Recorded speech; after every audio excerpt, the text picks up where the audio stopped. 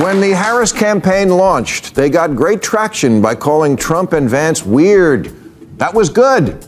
Weird was working. People are tired of weird, and ever since Donald Trump decided to dominate our fucking lives, the Democrats' argument has been, we'll restore normal. Well, if what you're selling is let's be normal again, here's an idea. The strangest political illusion of the last few years isn't about ideology, it's about branding. A party promising normal while repeatedly indulging chaos is not a messaging error. It's a credibility crisis. According to recent voting trends in suburban districts, stability consistently outperforms moral grandstanding. Psychologically, voters don't dissect white papers. They scan for coherence.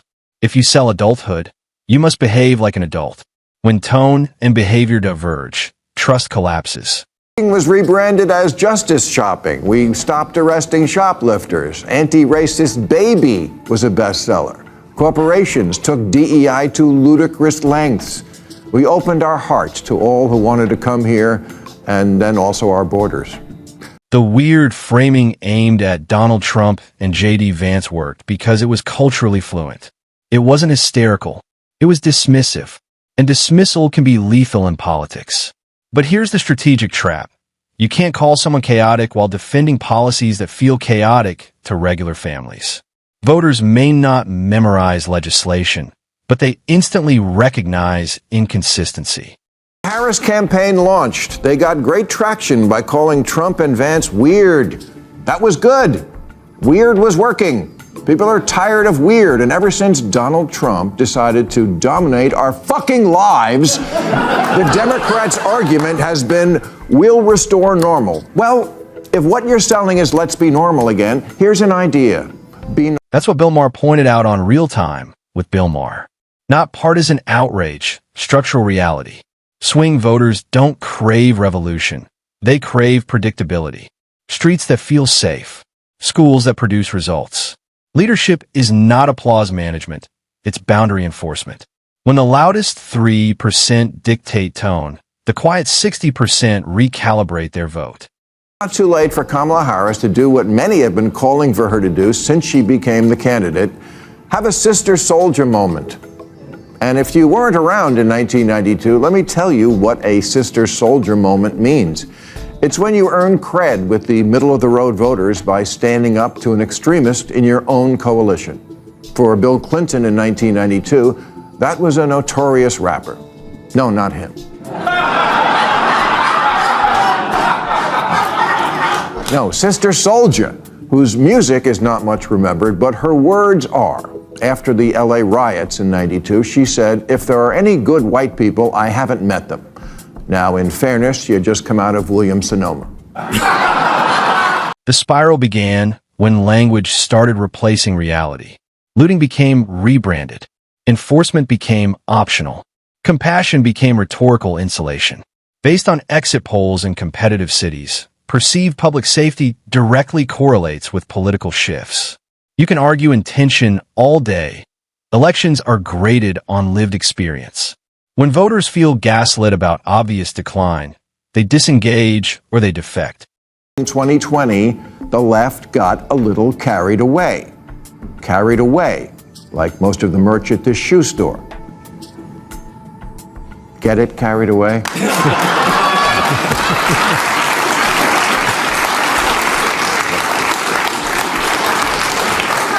Once in a while, they need a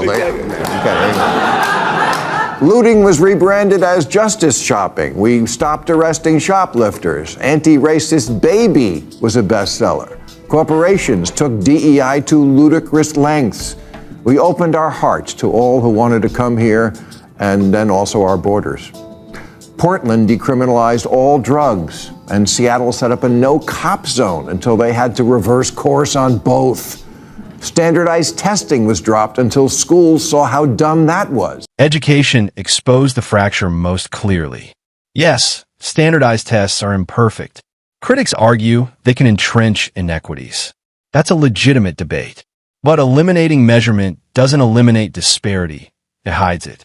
When learning loss accelerates and accountability evaporates, slogans cannot substitute for results. Cold truth. If outcomes worsen under reform, reform has failed. Yet, the head of the teachers union in Chicago still maintains that testing is, quote, junk science rooted in white supremacy. And her union tweeted during COVID, when many Americans felt we could have gotten back to normal sooner, that the push to reopen schools is rooted in sexism, racism, and misogyny. No, it was rooted in reading, writing, and arithmetic.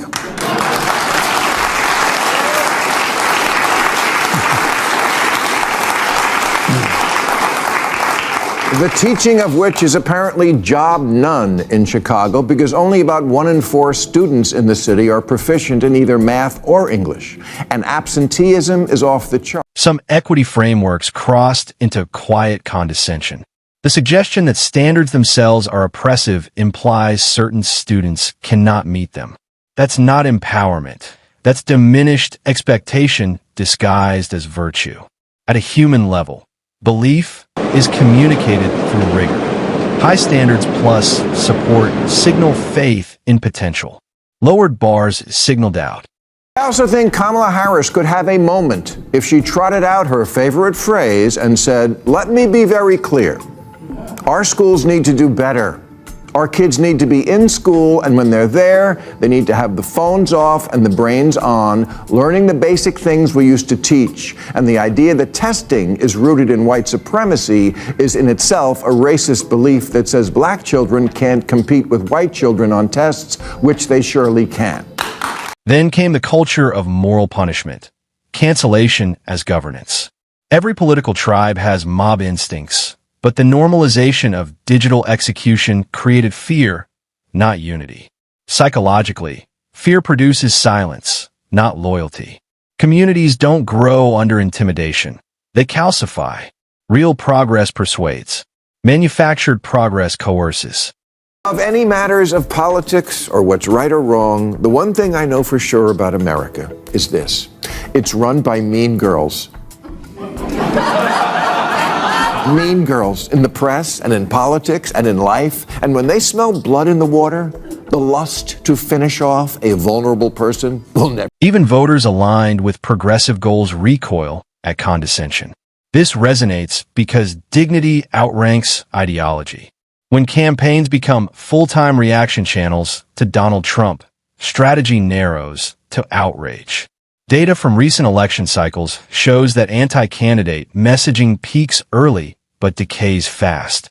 Voters already know the antagonist. They want to know the alternative. Great traction by calling Trump and Vance weird. That was good. Weird was working. People are tired of weird, and ever since Donald Trump decided to dominate our fucking lives, the Democrats' argument has been, we'll restore normal. Well, if what you're selling is let's be normal again, here's an idea. Be normal.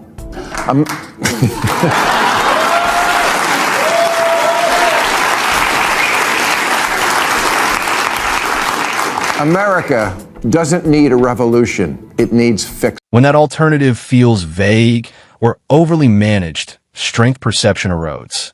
Silence doesn't read as discipline. It reads as dependency. Leadership means publicly rejecting the most indefensible elements of your coalition. Not theatrically, calmly, surgically. That's how credibility compounds. An easy win. Clinton won over independent whites, and it didn't hurt him with black voters who went for him overwhelmingly and even used to refer to him as the first black president, which so went to his head that he later dated a white girl with a fat. Now, critics will argue this framing ignores systemic inequality, structural barriers, and economic shocks that require bold reform. Fair, but boldness without clarity breeds instability. Structural change must survive public scrutiny. If the party of competence defends policies that look incompetent in execution, the brand implodes. You cannot market stability while rationalizing disorder. For whatever reason, Harris has never been popular. You can count the number of delegates she won in the 2020 primaries on one hand, as long as that hand has no fingers.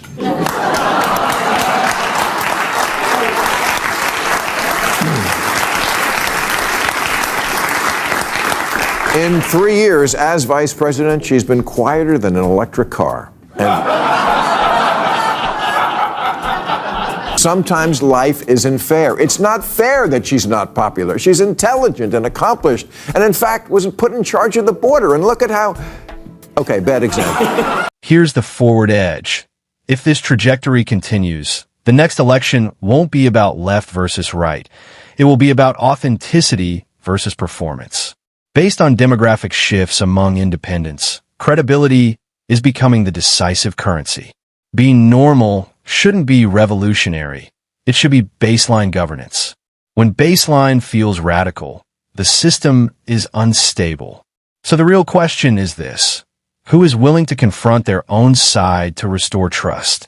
And who is still confusing social media applause with public mandate?